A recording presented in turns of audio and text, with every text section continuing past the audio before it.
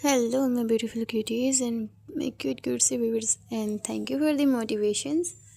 And like एक का है जिन्होंने हमें कमेंट किया है, उनका कमेंट बहुत प्यारा है। थैंक यू आपका सपोर्ट के मतलब आपने मुझे सपोर्ट किया उसके लिए। बस ऐसे ही आप सपोर्ट करते रहें एंड बस चैनल ऐसे ही ग्रोथ करें एंड जैसे जैसे ग्रोथ करेगी आपको भी अच्छा लगेगा। आई थिंक सो कि स्टोरीज़ मैं रेगुलरली पोस्ट करूँगी ना। सो चलो स्टोरी ज़्यादा बकवास नहीं करते एंड स्टोरी लॉन्ग नहीं करते अपनी बकवास करके। हम स्टोरी स्टार्ट करते हैं विदाउट एनी टाइम वेस्ट। तो लास्ट एपिसोड के बारे में हम जाने या ना जाने, वैसे भी आप कौन सा मुझे रिव्यू देते हो। सो लास्ट एपिसोड में हमने यही देखा था कि जो हमारी नैना होती है वो तारा को अपना बर्थडे याद दिलवाने की बहुत ट्राई करती है, लेकिन जो हमारी तारा होती है वो उसे कुछ याद नहीं आता। हाँ, जब नैना याद दिलवाने लगती है तभी तारा को उसकी एक इम्पॉर्टेंट मीटिंग के बारे में याद आता है और वो नैना से कहती है ठीक थैंक यू कि तुमने मुझे ये मीटिंग के बारे में याद दिलाया, और इतना कहकर वो वहाँ से जाने लगती है। और अब इसके आगे तो जो हमारी तारा होती है वो कहती है मुझे आज की डेट याद दिलाने के लिए थैंक यू। अगर मैं आज की ये डेट भूल जाती तो आज बहुत बड़ा लॉस हो जाता। फिर तारा नैना के माथे पर किस करके बोली हम रात को मिलते हैं। ये बोलकर तारा वहाँ से चली गई। नैना जाकर गुस्से से सोफे पर जाकर बैठ गई और उसने टी टेबल पर रखा सारा सामान नीचे फेंक दिया और फिर खुद से बोली इन्होंने तो हद ही कर दी। मीटिंग याद है लेकिन अपनी वाइफ का बर्थडे नहीं याद, और दावे इतने बड़े बड़े करती हैं। मीटिंग अटेंड नहीं की तो लॉस हो जाएगा, ये हो जाएगा, वो हो जाएगा एंड ब्ला ब्ला ब्ला। यहाँ बीवी गुस्सा हो जाए उसका कोई डर नहीं है। फिर नैना कुछ देर रुक कर बोली और कहती है खैर छोड़ो, इनकी वजह से मैं क्यों अपना मूड ख़राब करूँ। ये कह ये कहकर नैना खड़ी हुई। इससे पहले कौन सा ये मेरे साथ थी, पहले भी तो मैं अपना बर्थडे अकेले ही सेलिब्रेट करती थी, अपना बर्थडे एंजॉय करती थी, तो इस बार भी कर लूँगी। और वैसे भी किसी को याद हो ना हो लेकिन मेरी बेस्ट फ्रेंड को ज़रूर याद होगा, मैं भी उसके पास जाती हूँ। ये बोलकर नैना जिया के रूम की तरफ चली गई। नैना ने जिया के रूम में जाकर देखा तो वो अभी रूम में नहीं थी। तो उसने फिर अपनी तारा की मॉम के पास जाकर पूछा आंटी जिया कहाँ है। तारा की मॉम बोली बेटा वो अपने डैड के साथ किसी रिलेटिव के यहाँ गई है। नैना ने पूछा क्या, लेकिन उसने तो मुझे बताया ही नहीं। लेकिन क्यों नहीं बताया उसने मुझे। तारा की मॉम बोली हाँ वो बहुत सुबह सुबह निकल गई थी और तुम तो सो रही थी उस टाइम, इसलिए शायद से उसने नहीं बताया। वैसे उसने मुझे कहा था कि मैं तुम्हें बता दूँ। नैना ने पूछा ठीक है, वैसे आंटी आपको पता है कि आज क्या है। तारा की मॉम ने पूछा नहीं बेटा, आज कुछ स्पेशल है क्या, और तुम भी बहुत प्यारी लग रही हो, बहुत क्यूट लग रही हो, और तुम कितने अच्छे से रेडी हुई हो, कुछ है क्या जो मैं भूल रही हूँ। नैना मायूसी से बोली नहीं आंटी कुछ खास नहीं है, मैं बस ऐसे ही रेडी हो गई हूँ। तारा की मॉम ने नैना के गाल पर हाथ रख कर कहा तुम कभी कभी ऐसे कपड़े पहना करो, तुम इन कपड़ों में बहुत अच्छी लगती हो, बहुत खूबसूरत लगती हो। नैना ने जवाब दिया जी आंटी। फिर वो अपने रूम में चली गई।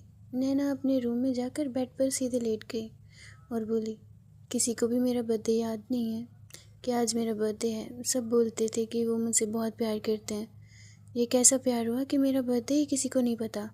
अब मैं भी किसी से बात नहीं करूँगी, मैं भी किसी को याद नहीं दिलाऊंगी कि आज मेरा बर्थडे है।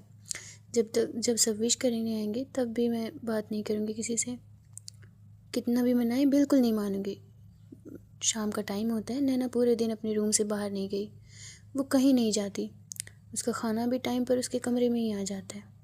वो ज़्यादा नहीं खा रही थी। अब उसने अपने कपड़े भी चेंज कर दिए थे, अपना नाइट सूट पहन लिया था और बेड पर बैठकर बोली आज सब फ्रेंड्स ने भी कॉल करके मुझे विश किया, जिनसे सालों तक बात नहीं होती उनका भी मैसेज आया। यहाँ तक कि दूसरे गोले पर भी अगर मेरा कोई फ्रेंड होता तो वो भी आज मुझे कॉल या मैसेज ज़रूर करता। लेकिन ये जो मेरे अपने हैं, इन्हें मेरे बारे में कुछ पता ही नहीं है। जो मेरे इतने ज़्यादा करीब रहते हैं उन्हें याद तक नहीं कि आज मेरा बर्थडे है। फिर नैना रुक कर खुद से बोली वानी दी सुबह से अपने फ्रेंड के यहाँ गई हुई हैं, मेहर भी पता नहीं कहाँ है। ये जिया की बच्ची वो तो अपना चेहरा बिना दिखाए गायब हो गई है। सब के सब मुझे छोड़ के चले गए हैं, मैं किसी से बात नहीं करूँगी। फिर नैना गुस्से से बेड से उठी और बोली लेकिन ऐसा कभी नहीं हुआ मेरा इतना बेकार बर्थडे गया हो, और आज भी मैं नहीं जाने दूंगी। मैं अभी जाकर सबको बताती हूँ। ये बोलकर नैना अपने गुस्से से अपने रूम से बाहर आई और नीचे देखने लगी। उसे चारों तरफ अंधेरा ही अंधेरा दिखाई दे रहा था। फिर जैसे तैसे उसने अपने मोबाइल की फ्लैश लाइट जलाई और हेलो कहकर सबको आवाज़ लगाते हुए नीचे हॉल में आ गई और बोली, आंटी आप कहाँ हो और इतना अंधेरा क्यों है यहाँ? नैना ने इतना ही कहा था कि सब ने लाइट ऑन कर दी और अपने चारों तरफ नैना ने देखा कि ये सब सारा सीन ही बहुत अलग था। वो देखकर अपने आसपास डर गई क्योंकि उसके ऊपर एक नकली छिपकली गिरी थी। वो खुद को कंट्रोल करते हुए अपने चारों तरफ देखने लगी तो उसने देखा कि पूरा घर हैलोवीन थीम से डेकोरेट किया गया था। चारों तरफ बहुत डरावनी सी चीज़ें थीं जो डेकोरेशन के लिए यूज़ की गई थी। फिर नैना के कानों में सब घर वालों की आवाज़ आई और सब लोग एक साथ बोले हैप्पी बर्थडे। ये सब देखकर नैना बहुत ज़्यादा खुश हो गई। तभी जिया भागते हुए उसके पास आई और उसे गले लगाकर हैप्पी बर्थडे मेरी जान, एंड आई एम सॉरी, मुझे माफ़ कर दो, मैंने तुम्हें मॉर्निंग में विश नहीं किया। आज हम सब ने तुझे बहुत परेशान किया है ना? तभी मेहर आकर बोला, हाँ ये सब इस जिया की बच्ची का ही प्लान था, और तो और उसने इस प्लान में दी को भी शामिल किया हुआ था। ये सुनकर नैना तारा की तरफ देखने लगी जो एक साइड में खड़ी थी और उसे प्यार से देखे जा रही थी। नैना उसके पास जाकर बोली, तो आप जानबूझकर मेरा बर्थडे भूलने का नाटक कर रही थी?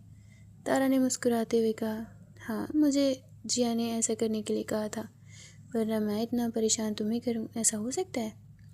और वैसे भी तुम्हारा बर्थडे जाकर भी मैं नहीं भूल सकती क्योंकि तुमने इतने अच्छे तरीके से मुझे याद दिलाने की कोशिश जो की थी। फिर तारा प्यार से बोली, हैप्पी बर्थडे। नैना बोली, थैंक यू। फिर नैना जिया की तरफ देखकर बोली, लेकिन जिया मैं तुझसे बहुत गुस्सा हूँ। तुम सब ने पार्टी की थीम तो अच्छी तरह से रेडी कर ली और ख़ुद भी चुड़ैल बन गई। कोई चुड़ैल, कोई डायन, कोई वैम्पायर, लेकिन मैंने तो नाइट ड्रेस ही पहना हुआ है। जिया बोली, मजाक में? तो तुझे किसने कहा था कि तू इतनी जल्दी चेंज कर ले? तूने जो पहना हुआ था वही पहने रहती। वैसे उसमें भी तू डायन ही लग रही थी। नैना ये सुनकर जिया को मारने के लिए उसके पीछे दौड़ी। तभी दादी बोली, अरे शांत हो जाओ तुम दोनों, और नैना बेटा तुम जाकर चेंज कर लो। जिया ने तुम्हारे लिए भी ड्रेस लिया है, बस वो तुम्हें परेशान कर रही है। ये सुनकर नैना जल्दी से जिया के रूम में गई। वहाँ जाकर उसके लिए एक डरावनी सी ड्रेस रखी हुई थी। वो उसे उठाकर चेंज करने के लिए चली गई। थोड़ी देर बाद वो मिरर के सामने परेशान सी खड़ी थी। तभी जिया अंदर आकर बोली, क्या हुआ नैना, नीचे चलना, ये पार्टी तेरे लिए ही है। इस पर नैना बोली, मुझे देखकर एक बार बता मैं किस एंगल से डरावनी दिख रही हूँ? जिया बोली, हाँ यार तू तो बिल्कुल नॉर्मल लग रही है। किसने कहा था तुझे इतना सुंदर बनने के लिए, इतना खूबसूरत बनने के लिए? नैना बोली, हेलो, इसमें मेरी क्या गलती? और तू ये सब छोड़, ये बता कि अब मैं क्या करूँ? जिया बोली, तो एक काम कर, ये ब्लैक वाली लिपस्टिक लगा, इससे थोड़ी तू डरावनी लगेगी। नैना ने ब्लैक कलर की लिपस्टिक लगा ली और फिर दोनों नीचे हॉल में आ गए। तारा नैना के पास गई और उससे बोली, तुम्हारा सबसे डरावना रूप है ये? नैना बोली, आज से तो अच्छा ही है, आप तो आज के दिन भी सिंपल सा ही थ्री सूट पहन कर खड़ी हैं। आपसे ये भी नहीं हुआ कि बीवी का बर्थडे है, थीम पार्टी के हिसाब से ड्रेस पहन लूँ? तारा बोली, क्या मुझे किसी को डराने के लिए कॉस्ट्यूम पहनने की ज़रूरत है? मैं तो ऐसे भी डरा सकती हूँ। नैना बोली, अरे हाँ मैं तो भूल ही गई थी, आपका तो निकनेम ही अकड़ू है, डेविल कहीं की, तो आपको थोड़ी ना किसी ड्रेस की ज़रूरत पड़ेगी। तभी जिया नैना के पास आकर बोली, चल ना नैना, अब केक काटते हैं। नैना ने हाँ में अपना सिर हिला दिया। फिर केक आया और फिर उसने केक कट करके सबसे पहले दादाजी को खिलाया, फिर तारा की मॉम को और फिर उनके डैड को, बाद में जिया और तारा को, फिर एक एक करके सब घर वालों को खिलाया उसने केक कट होने के बाद दादाजी बोले, चलो अब गाना बजाओ और डांस भी तो करना है। इस पर मेहर बोला, दादाजी आप डांस कर लोगे? दादाजी बोले, क्यों नहीं, मैं क्या तुझे बूढ़ा दिखता हूँ? शायद तुझे पता नहीं है कि मैं अपने ज़माने का एक डांसर था, फेमस डांसर। मैं हंसते हुए बोला, दादाजी आपके ज़माने में को 50 साल हो गए हैं और उससे भी ऊपर भी हो सकते हैं। दादाजी बोले, अच्छा बेटा, फिर गाना बजा तू, फिर दिखाता हूँ तुझे। दादाजी के बोलते ही मेहर ने गाना प्ले किया और सिवाय तारा के दादाजी के साथ सब लोग डांस करने लगे। सब लोग डांस कर रहे थे, तभी तारा के डैड तारा की मॉम के पास आकर बोले, तुम ऐसे क्या देख रही हो? तारा की मॉम बोली, जिया को देख रही हूँ। उस दिन के बाद तो जैसे हमारी बच्ची खुश रहना ही भूल गई हो। वो कितना भी अपने दर्द को छुपा ले, कितना भी हाइड कर ले, लेकिन वो उसके चेहरे पर आ ही जाता है। उस हादसे के बाद वो तो ख़ुद को भूल ही गई है और बस हम सब के लिए अपनी झूठी मुस्कान ओढ़े रहती है और सोचती है कि किसी को कुछ भी नहीं पता चलेगा। तारा के डैड बोले, हमारी जिया बहुत ब्रेव है और जो कुछ भी हुआ उससे निकलने के लिए थोड़ा वक्त लगेगा, पर तुम देखना वो एक दिन ऐसा ज़रूर कर लेगी। ऐसा ज़रूर आएगा जब जिया के हिस्से की खुशी उसे दोगुनी होकर मिलेगी। दोनों बात कर ही रहे थे कि उनकी सारी बातें तारा की बुआ ने सुन ली और जिया की तरफ देखकर वो मन में बोली, ऐसा क्या हुआ है जिया के साथ जो ये दोनों इस तरह की बातें कर रहे हैं? इतना परेशान है जिया के लिए। ज़रूर कोई बड़ी बात है, मुझे पता करना होगा क्या बात है। शायद कुछ देर तक ये लोग ऐसे ही इंजॉय करते हैं। थोड़ी देर बाद सब लोग अपने अपने रूम में जाकर सोने चले जाते हैं। जिया और नैना दोनों नीचे आई तो देखा कि जो तारा की बुआ होती हैं और दादाजी, उन्हीं के साथ तारा की बुआ कुछ कह रही थी। तभी जिया और नैना उनके पास आकर सुनने लगी तो उन्हें समझ में आया, तारा की बुआ जी जो होती हैं वो दादाजी से कुछ कहती हैं, लो आ गई इस घर की सबसे होनहार बेटी। आप लोगों को तो लगा था कि मुझे कुछ पता ही नहीं चलेगा, लेकिन वो तो अच्छा हुआ कि कल मैंने भाई और भाभी की सारी बातें सुन ली, मुझे सब पता चल गया, वरना अब तक तो आप लोगों ने मुझसे बहुत कुछ छुपा लिया, मुझे पराया कर दिया। बुआ जी की आवाज़ सुनकर तारा के डैड बोले, क्या हुआ है? तुम सुबह सुबह किस बात पर बहस कर रही हो? तारा की बुआ बोली, मुझे तो आदत है ना बिना बात की बहस करने की। तारा के डैड बोले, अरे बात तो बताओ, हुआ क्या है? तारा की बुआ जी चिल्लाकर बोली, मुझसे बातें छुपाई जाती हैं। और क्या?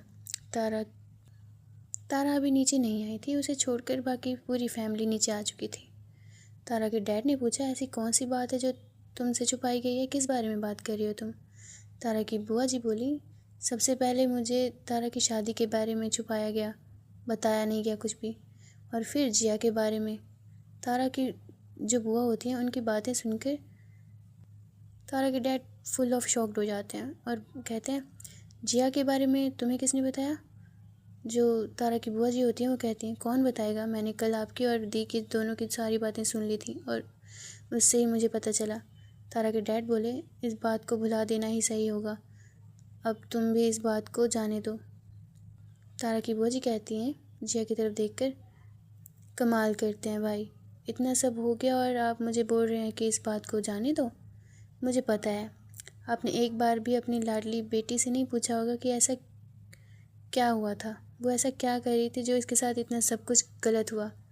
उनकी बात सुनकर नैना को बहुत तेज़ गुस्सा आ रहा था। साथ ही साथ जिया की आंखों में पुरानी बातें याद करके उसकी आंखें नम हो गई। ये देखकर जिया की ऐसी कंडीशन देखकर नैना बोली, आपके बोलने का क्या मतलब है बुआ जी? जो तारा की बुआ जी होती हैं वो उसकी तरफ उंगली दिखाते हुए कहती हैं, तुम इतनी नासमझ हो तो नहीं हो जितनी तुम बन रही हो कि तुम्हें कुछ पता ही नहीं है। इसके साथ जो कुछ भी हुआ ये इसमें इसी की गलती रही होगी। नैना गुस्से से बोली, गलती उन लड़कों की थी, उनकी नीयत में थी, गुनाह उन्होंने किया, जिया ने कुछ नहीं किया। आप जिया पर उंगली मत उठाओ।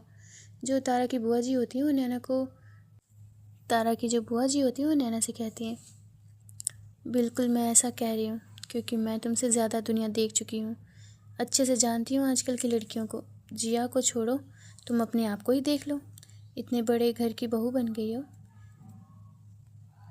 अच्छा खासा बिजनेस है और अब तो तुम तारा की वाइफ हो। एक अनाथ होने के बाद भी तुम्हें सब कुछ बिना मांगे ही मिल गया और तुम मुझसे इस तरह से बात कर रही हो। तारा नीचे सीढ़ियों से आ रही थी। फिर तारा तेज़ आवाज़ में चिल्लाकर बोली, आपकी हिम्मत कैसे हुई मेरी वाइफ से इस तरह से बात करने की और जिया के खिलाफ ऐसी बातें बोलने की। तारा की आवाज़ सुनकर सब लोग तारा की तरफ देखने लगे। इस वक्त तारा की आवाज़ में साफ गुस्सा नज़र आ रहा था। उसकी आंखें गुस्से से लाल हो चुकी थीं। तारा नीचे आकर ठीक अपनी बुआ के सामने खड़ी हो गई।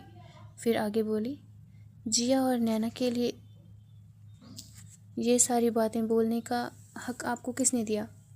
मेहमान बनकर आप आई हैं तो मेहमान बनकर ही रहो। फिर तारा की बुआ जी बोली, तुम इनके लिए अपनी बुआ से ऐसी बात कर रही हो?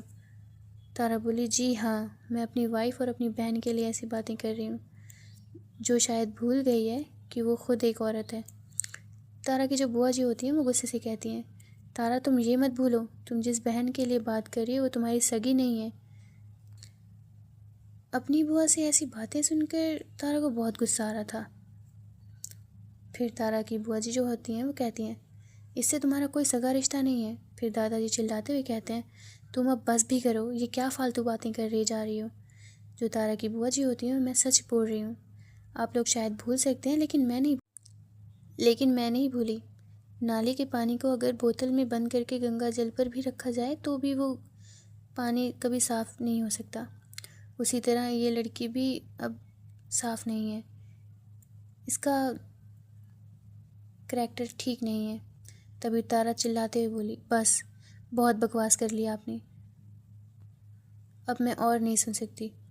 अब आपने इस घर में जो भी दिन बिताए वो पूरे हुए। अब आप अपना सामान उठाओ और बाहर जाओ इस घर से। कहीं ऐसा ना हो कि हमेशा के लिए इस घर से आपकी एंट्री ही बंद हो जाए। तारा की जो बुआ जी होती हैं वो कहती हैं, तुम भूलो मत कि मैं भी इस घर की ही बेटी हूँ और इस घर पे जितना तुम्हारा हक है उतना ही मेरा हक है।